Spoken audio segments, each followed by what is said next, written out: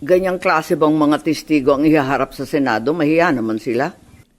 Huyu, Madriaga. Sinungaling ka, Madriaga. November 12, ang liwanag naman ng statement ng aking kapatid. No to possible term sharing. Kaya tumigil ang mga nagchichismis ng kalokohan.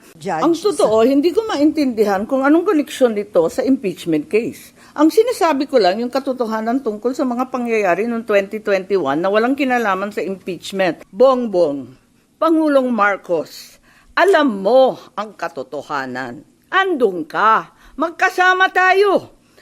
Kung hindi mo ito ipinag-uutos, walang dahilan para hindi mo itama ang kasinungalingan na ito. Huwag mong konsintihin ang mga politikong ginagamit ang sinungaling na si Madriaga. Ganyang